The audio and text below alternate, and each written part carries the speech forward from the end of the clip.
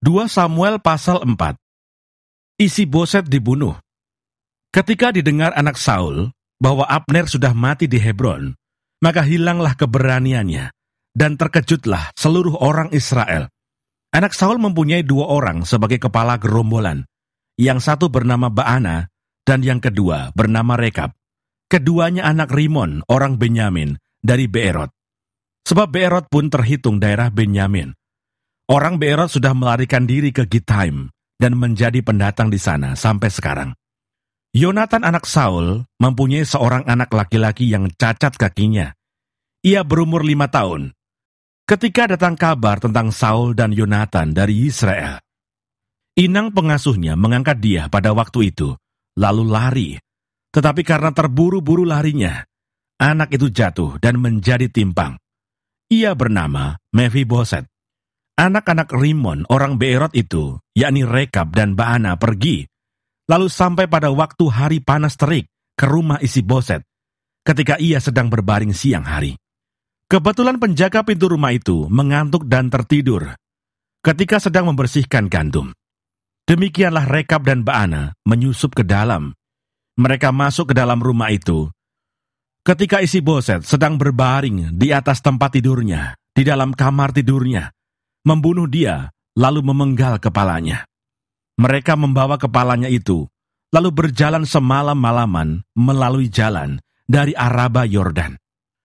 Kepala Isi-Boset itu dibawa mereka kepada Daud di Hebron, dan mereka berkata kepada raja, "Inilah kepala Isi-Boset anak Saul musuhmu itu, yang ingin mencabut nyawamu. Tuhan pada hari ini telah membiarkan tuanku raja mengadakan pembalasan atas Saul dan atas keturunannya." Tetapi Daud menjawab Rekab dan Baana, saudaranya, anak-anak Rimon, orang Beerot itu, katanya kepada mereka, "Demi Tuhan yang hidup yang telah membebaskan nyawaku dari segala kesesakan. Ketika ada orang yang membawa kabar kepadaku demikian, Saul sudah mati, dan memandang dirinya sebagai orang yang menyampaikan kabar baik, maka aku menangkap dan membunuh dia di Siklak. Dan dengan demikian, aku memberikan kepadanya upah kabarnya. Terlebih lagi sekarang, setelah orang-orang fasik membunuh seorang yang benar di rumahnya, di atas tempat tidurnya, tidakkah aku menuntut darahnya daripada kamu dan melenyapkan kamu dari muka bumi?" Sesudah itu Daud memberi perintah kepada anak buahnya untuk membunuh mereka. Tangan dan kaki mereka dipotong, kemudian mayat mereka digantung di tepi telaga di Hebron. Tetapi kepala Isi-Boset diambil dan dikuburkan di dalam kubur Abner di Hebron. 2 Samuel pasal 5. Daud menjadi raja atas seluruh Israel. Lalu datanglah segala suku Israel kepada Daud di Hebron dan berkata, "Ketahuilah, kami ini darah dagingmu.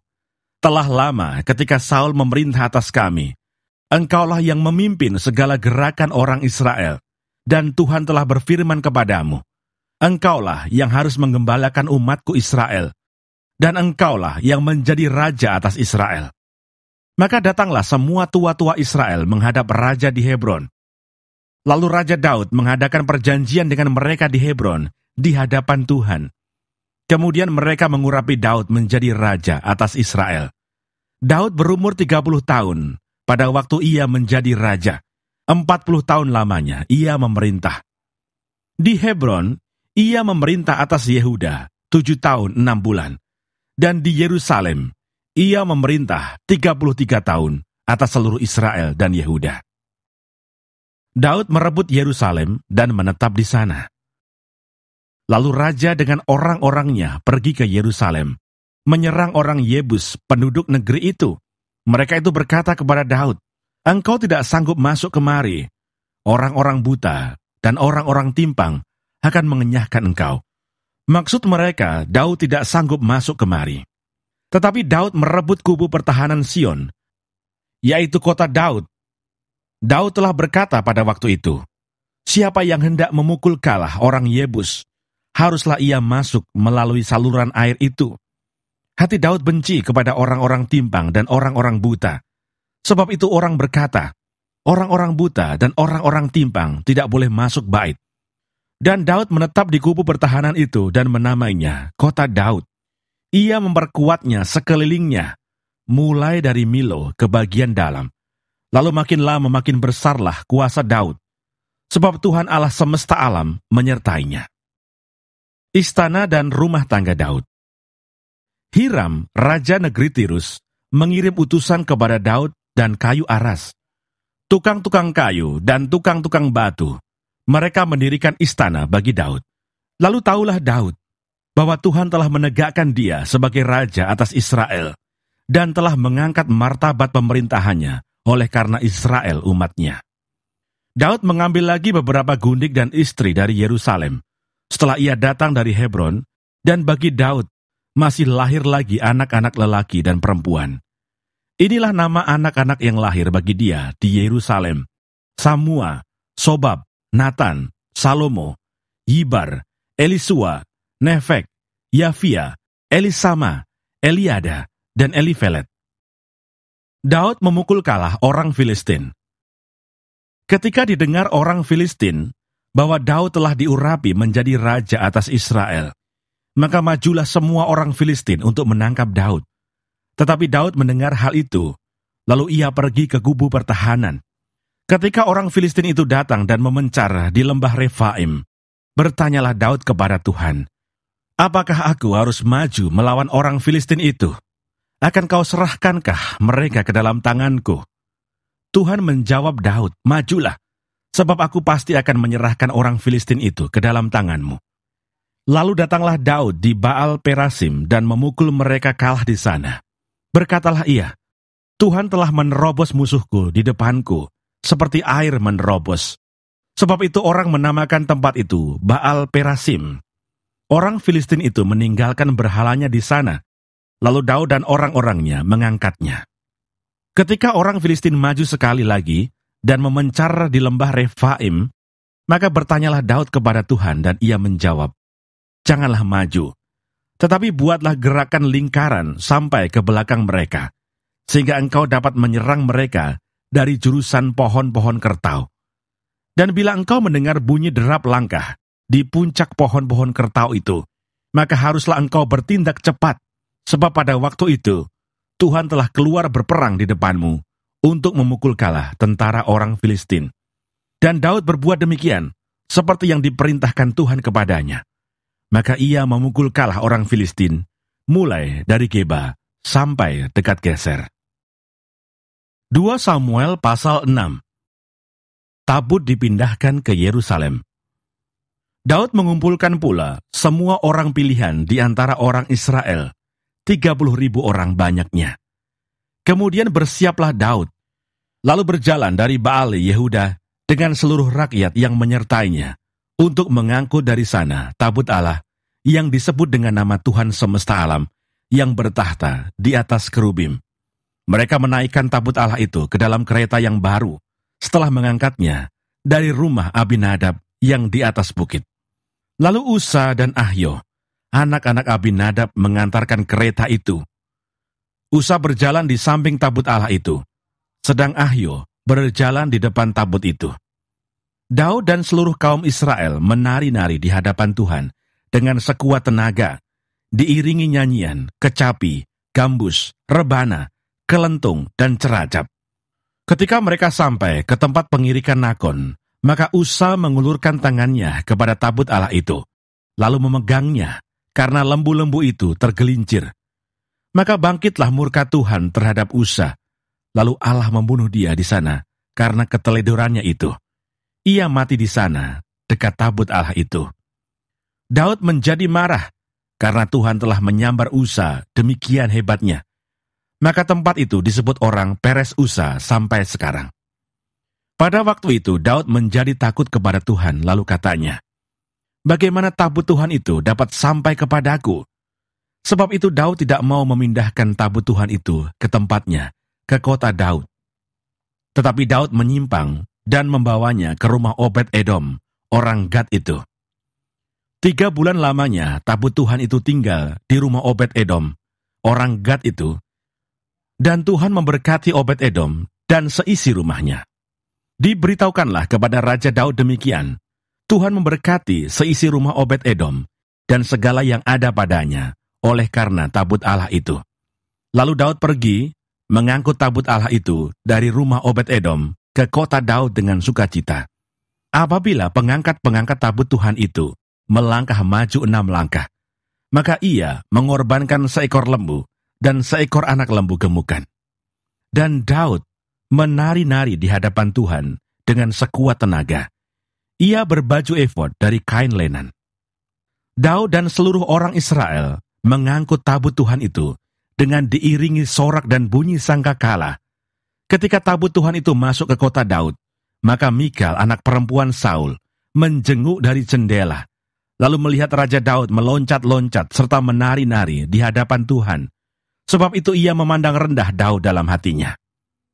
Tabut Tuhan itu dibawa masuk, lalu diletakkan di tempatnya, di dalam kemah yang dibentangkan Daud untuk itu. Kemudian Daud mempersembahkan korban bakaran dan korban keselamatan di hadapan Tuhan. Setelah Daud selesai mempersembahkan korban bakaran dan korban keselamatan, diberkatinyalah bangsa itu demi nama Tuhan semesta alam. Lalu dibagikannya kepada seluruh bangsa itu, kepada seluruh khalayak ramai Israel, baik laki-laki maupun perempuan, kepada masing-masing seketul roti bundar, sekerat daging, dan sepotong kue kismis. Sesudah itu pergilah seluruh bangsa itu, masing-masing ke rumahnya.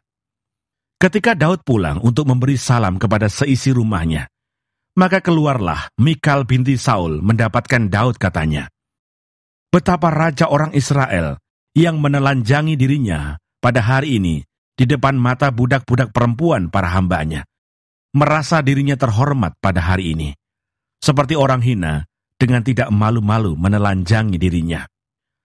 Tetapi berkatalah Daud kepada Mikal, "Di hadapan Tuhan yang telah memilih aku dengan menyisihkan ayahmu dan segenap keluarganya untuk menunjuk aku menjadi raja atas umat Tuhan, yakni atas Israel, di hadapan Tuhan aku menari-nari, bahkan aku akan menghinakan diriku lebih daripada itu.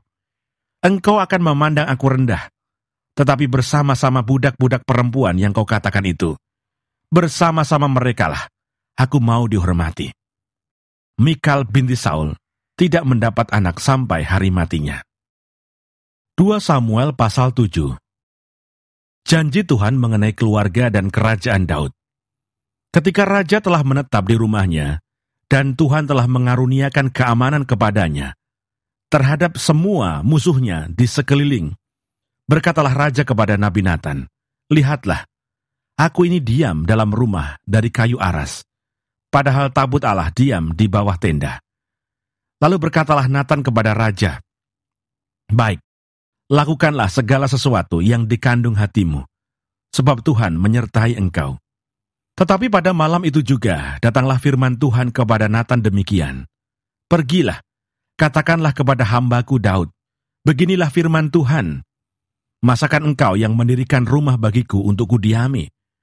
Aku tidak pernah diam dalam rumah sejak aku menuntun orang Israel dari Mesir sampai hari ini. Tetapi aku selalu mengembara dalam kemah sebagai kediaman.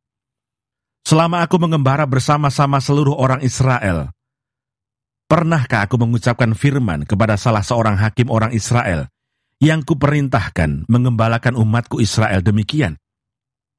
Mengapa kamu tidak mendirikan bagiku rumah dari kayu aras?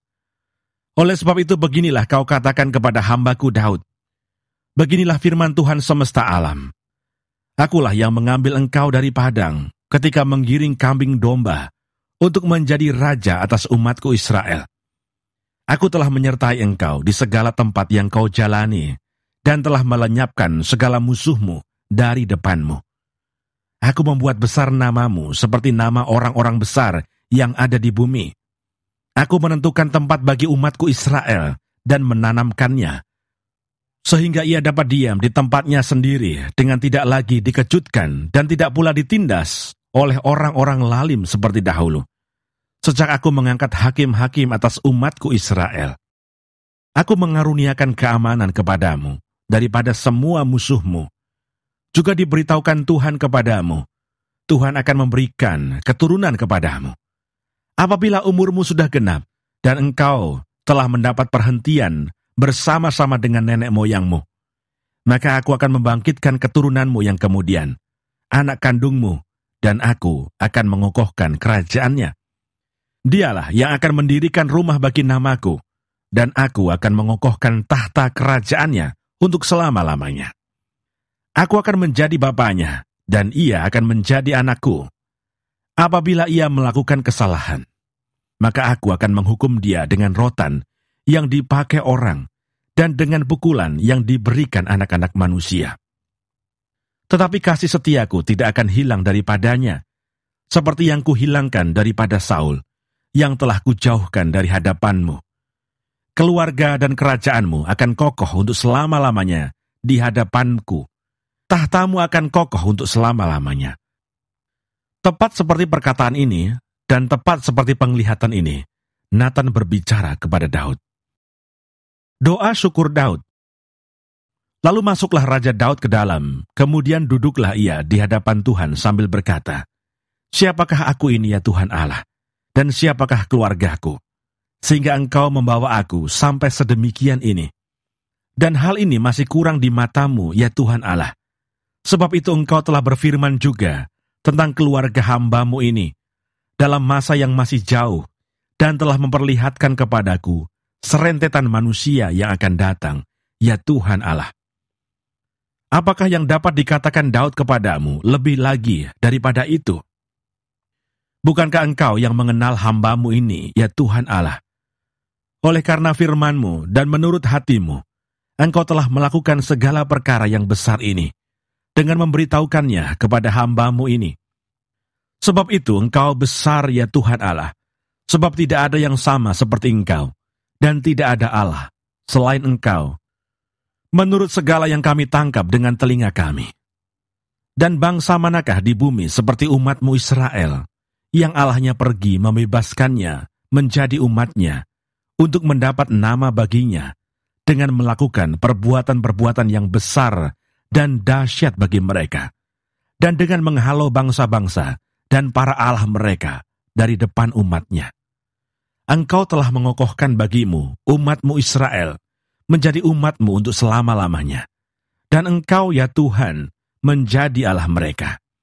Dan sekarang, ya Tuhan Allah, tepatilah untuk selama-lamanya janji yang Kau ucapkan mengenai hamba-Mu ini, dan mengenai keluarganya, dan lakukanlah seperti yang Kau janjikan itu.